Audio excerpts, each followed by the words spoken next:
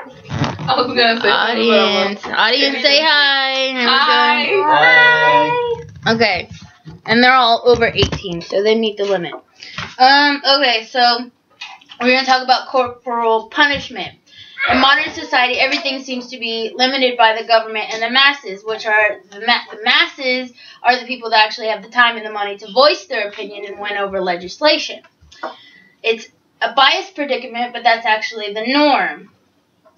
Corporal punishment has been used as a means of discipline, but it too is now on the chopping block.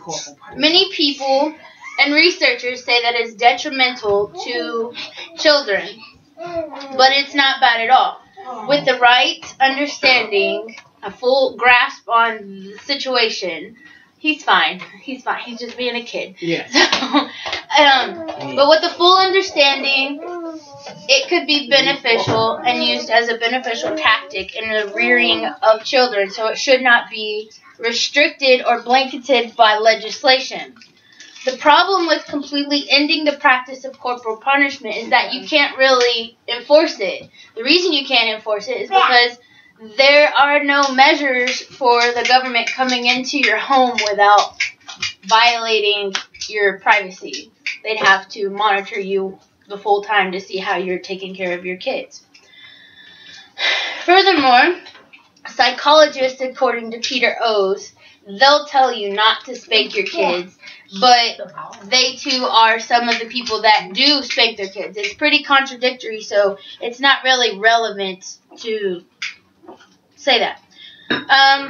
It's also pretty much a tradition. Everyone's been doing it for centuries, and how are you going to break somebody's way of life? You really can't. They're going to keep doing it whether you like it or not. Just like the guns. You going to tell them to give up your guns? No, they're going to keep them. They're going to keep using them. What determines whether it is wrong or not is a matter of opinion.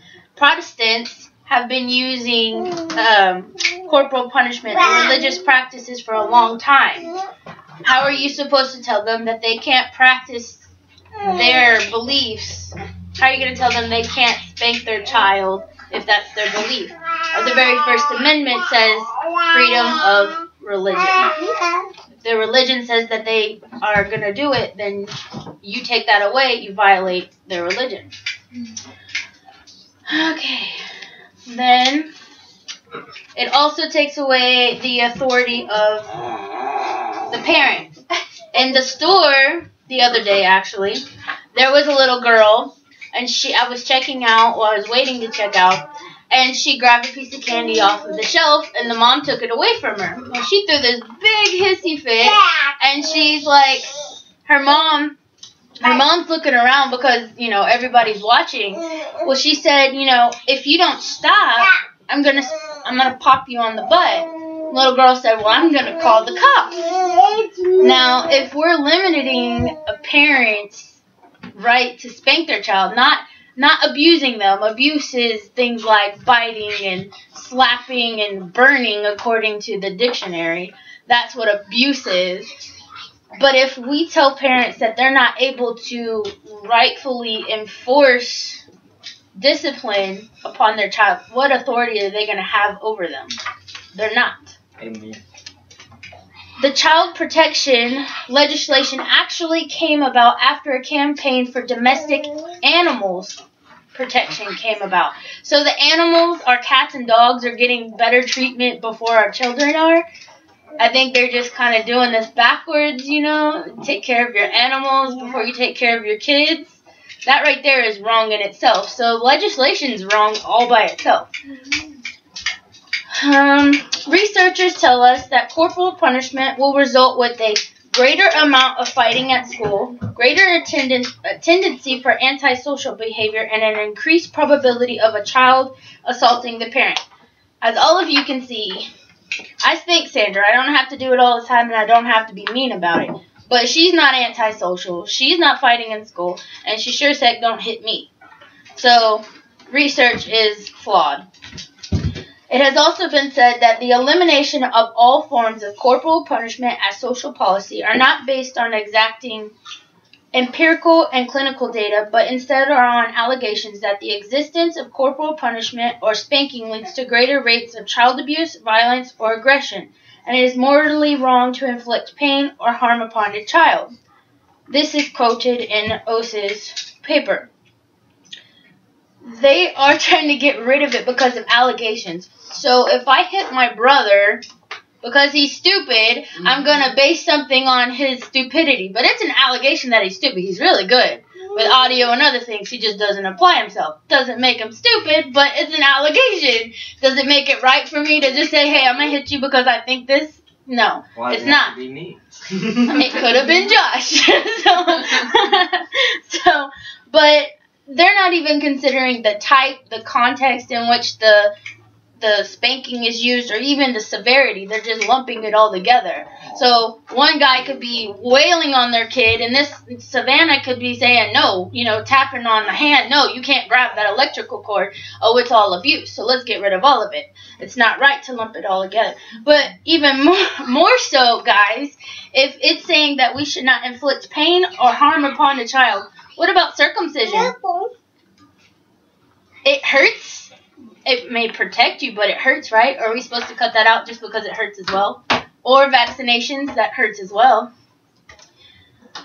Now, any decent parent is not going to spank their child with the intention of harming them. It is used correctly as a short-term suppression of an undesirable behavior, such as screaming.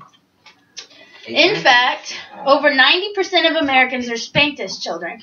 And why researchers like Elizabeth Gershaw say that corporal punishment will lead children to use physical force to get whatever they want in the future, of the 90% that are spanked, none of them, for the most part, are violent, abusive, or involved in criminal activity.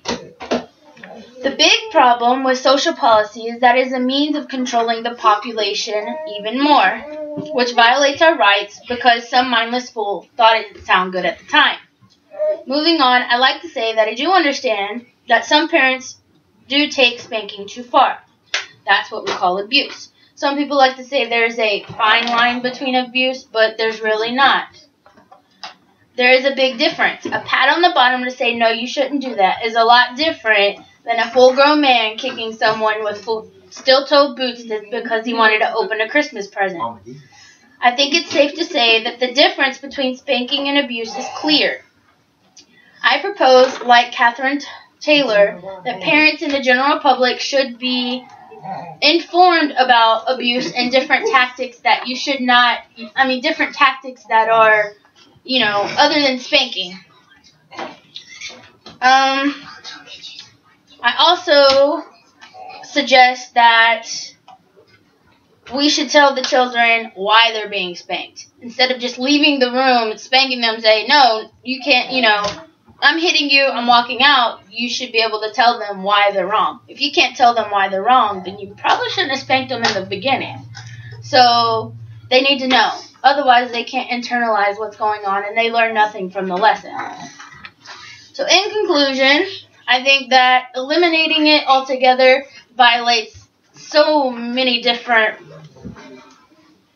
areas. You have religion, for one, for the Protestants. You have tradition for anybody that's been spanked over the centuries. It's just wrong. So I believe that we need to be informed about it, and I think the real thing that we need to monitor is not whether someone is spanking their child or not, but how we spank our children. So, all right, that's my speech. Does anybody have any questions? Jews spank their children too. Mm-hmm. That's not even the Protestants. Yeah. That's not a Jews question. The Protestants, the Christians, the Jews. Mm-hmm. There's a lot. Any other The questions? Muslims. Yeah. The atheists. Everybody does. So how are we supposed to violate that religious decree? Their practice. How are you supposed to do that? You can't. If someone believes that, how are you going to do that? That's almost like a religious holocaust. Really. You can't spank. So you're in trouble. Maybe not to Hitler's standards of flaming spanking everybody and, you know, but it would be. It would be. How do you go and do that? You know, you can't. Any other questions? No? Okay. Professor Worth, this concludes my presentation.